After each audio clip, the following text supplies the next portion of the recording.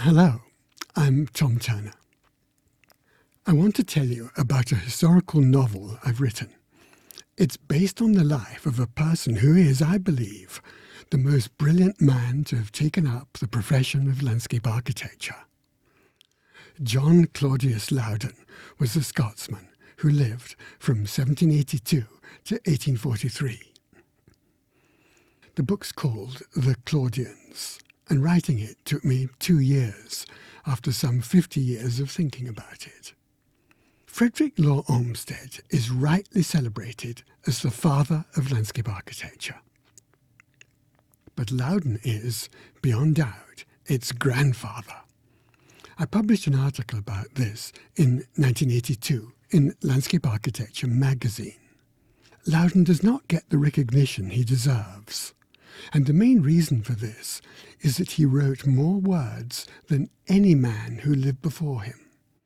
The total is estimated to be 50 million words, equal in length to 70 copies of the Bible. Most of them are about gardens, plants, agriculture and building architecture, but a small percentage were about landscape architecture. My book's called The Claudians because it's also about his cousin, Claudius Buchanan. Their mothers thought the boys were very similar, and though they scarcely knew each other, one can discover much about Loudon from his cousin. Here's a list of Loudon's achievements. 1. He invented the system of glass and iron construction used to build the Crystal Palace, designed by Joseph Paxton.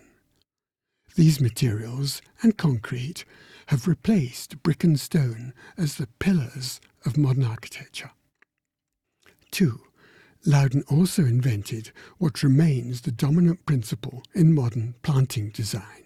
He called it the gardenesque, and the principle was to use exotic species in naturalistic compositions, as Gertrude Jekyll did and as Piet Oudolf does. 3. Loudon published the world's first illustrated and systematic history of garden design.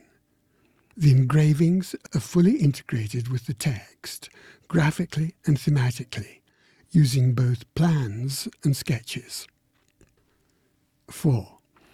Loudon advanced the idea of providing cities with circular promenades as a contribution to the greatest happiness of the greatest number. In the 19th century, this led to parkways, including Olmsted's Emerald Necklace. In the 20th century, it led to greenways. Through Loudon's friendship with Jeremy Bentham, utilitarianism became a tenet of modern urban planning. 5.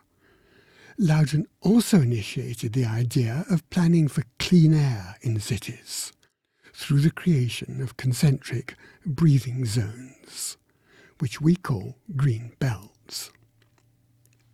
6. Loudon designed the world's first urban park in municipal ownership. Their predecessors, like the royal parks of London, Paris and Berlin, had been owned by kings and queens. Loudon's park was funded by a friend of his and donated to the city council. Loudon coined the word Arboretum and used it in the name of this park, the Derby Arboretum. 7. Loudon borrowed the English term landscape architecture from its inventor, a Scotsman called Gilbert Lang Meeson, and launched it on a new trajectory. Loudon used it in the title of his edition of Humphrey Repton's collected works. Through Andrew Jackson Downing and Calvert Vaux, it was adopted by Frederick Law Olmsted. 8. Loudon extended the scope of the landscape profession way beyond landscape gardens. In 1806, he declared that he would use landscape improver as his professional title, but he changed his mind. As presented in The Claudians, Loudon came to view his work as including the design of gardens, town plans, public parks, greenways, roads, farming and forestry. Had he lived beyond the age of 61, he would, it is suggested, have written a book on landscape architecture. 9. Loudon also called for the planning of roads and railways to be done on a rational basis by public authorities, with engineers and landscape designers working together. 10. In the last book he finished, Loudon published his proposals for the design of cemeteries. This was after thinking about the subject for 30 years.